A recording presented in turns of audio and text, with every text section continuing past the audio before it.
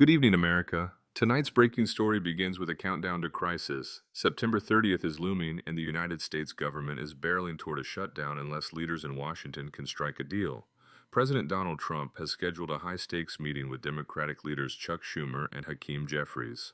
On the surface, the goal is straightforward: keep the lights of government on. But beneath the headlines, the confrontation has become a test of power, trust, and the basic ability of America's leaders to govern. The dispute centers on money and priorities. Democrats are demanding increased funding for health care, including the restoration of Medicaid programs for low-income families. They argue that millions of Americans depend on these services, especially in an economy where prices for food, rent, and medicine keep climbing.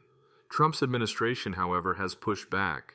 The White House insists on tighter spending limits, redirecting resources toward border security and the military. The message is clear. This is about choosing between what Democrats call compassion and what Republicans frame as strength. The stakes are enormous. A shutdown would mean federal workers furloughed without pay. Families across the nation could lose access to food assistance programs. Veterans waiting for benefits may see their checks delayed. Even national parks, the very symbol of American heritage, could lock their gates. Economists warn that a shutdown, even a brief one, risks rippling through markets, slowing growth, and shaking consumer confidence. The rhetoric has already turned explosive. On Capitol Hill, Schumer blasted the standoff as a manufactured crisis driven by ego and political theater. Jeffries warned that the president was holding the government hostage to a reckless agenda. Trump fired back with equal fury.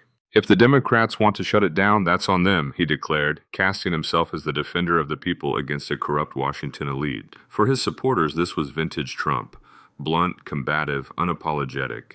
For his critics, it was recklessness in the highest office. The drama stretches beyond the marble halls of Congress. In living rooms across the country, families are asking anxious questions. Will the paycheck arrive next month? Will healthcare appointments be canceled? Can they pay rent if the shutdown drags on? These are not abstract debates, but real concerns that threaten daily life. International allies are watching too.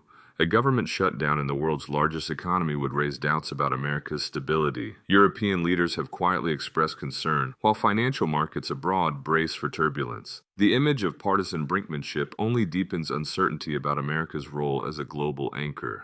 Inside Washington, staffers draft proposals late into the night. Negotiators rush between offices. Cameras swarm every hallway. Yet outside the bubble, the contrast is stark. Polished speeches versus quiet kitchens where parents run numbers on bills, wondering how long they can hold out.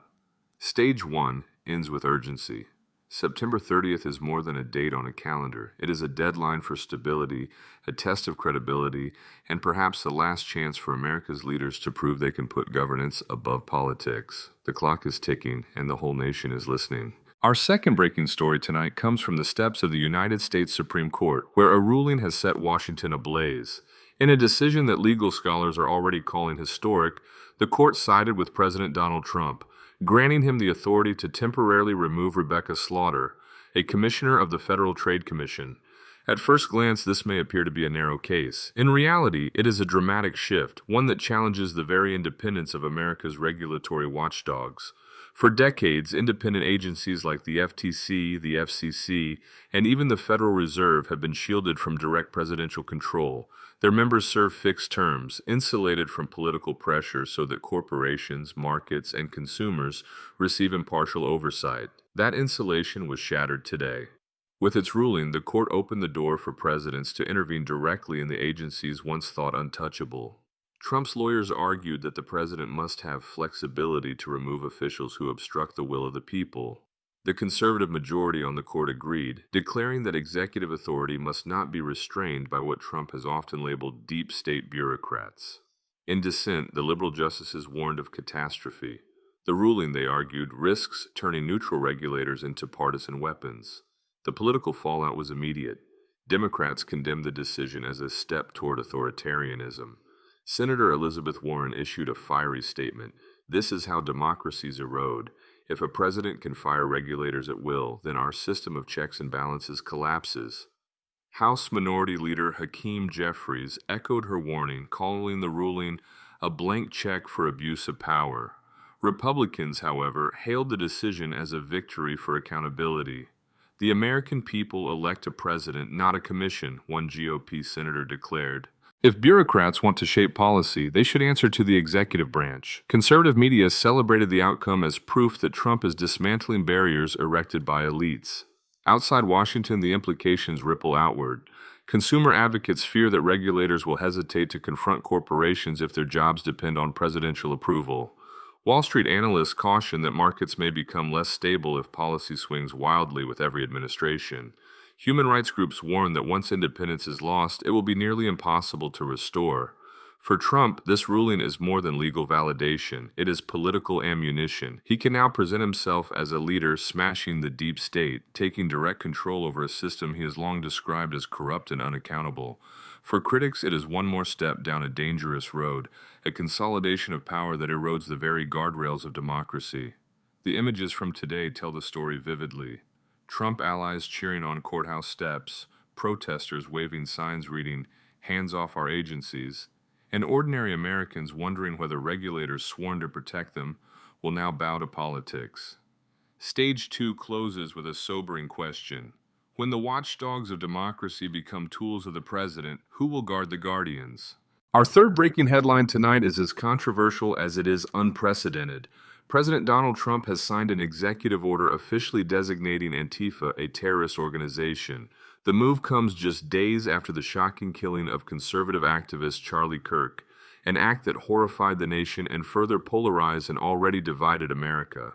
Investigators have yet to prove any direct link between the suspect and Antifa, but the administration has seized the moment, presenting the order as a decisive response to what Trump calls domestic extremism from the radical left. In a nationally televised announcement, Trump declared, "No more excuses. These anarchists are not protesters, they are terrorists. They burn our cities, they attack our citizens, and now they claim the life of one of our greatest patriots. This stops today."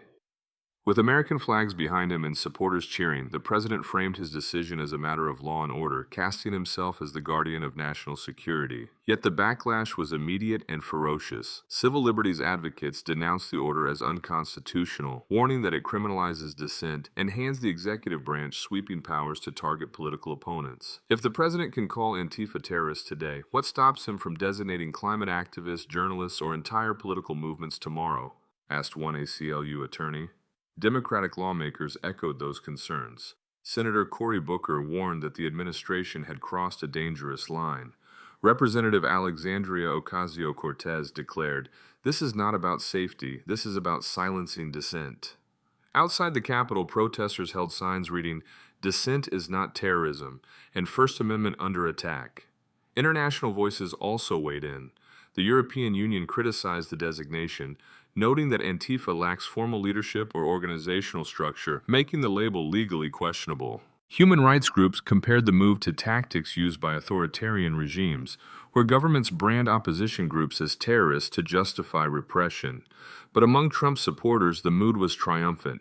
Conservative commentators celebrated the decision as long overdue.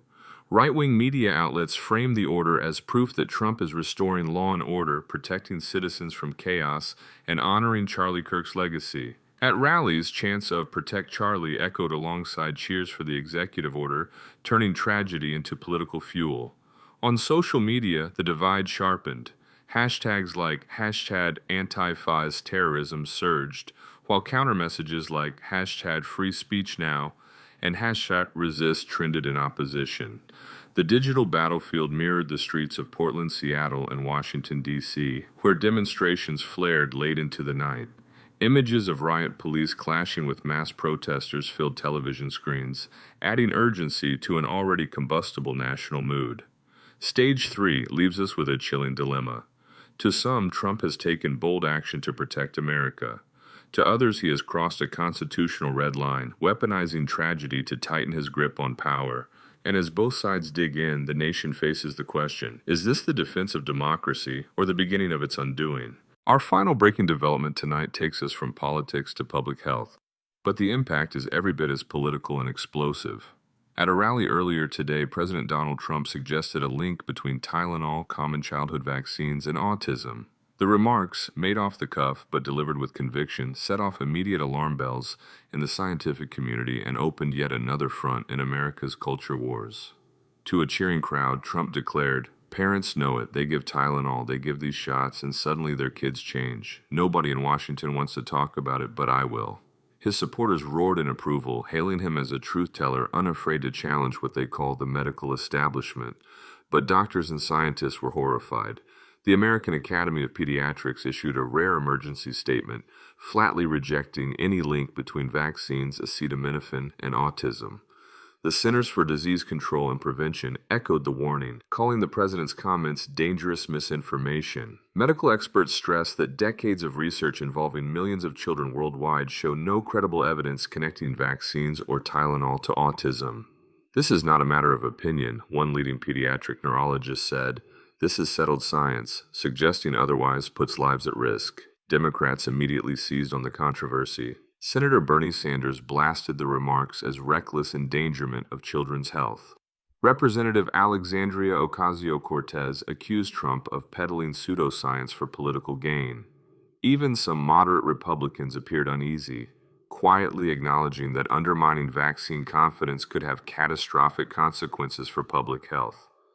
But among Trump's loyalists, the remarks landed like a rallying cry.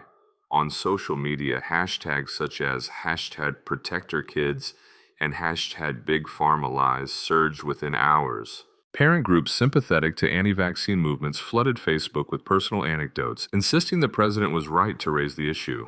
At the same time, counter hashtags like #ScienceMatters and #StopMisinformation trended, reflecting the polarized response. Pharmaceutical companies watched nervously as stock prices dipped slightly, analysts noting that uncertainty breeds volatility. Hospitals reported an uptick in parents calling pediatricians with renewed fears about vaccine safety. The ripple effects were immediate, tangible, and troubling. The cultural divide is now unmistakable. In Trump rallies, parents hold up signs thanking him for speaking the truth. In hospitals, exhausted doctors plead with families to trust science.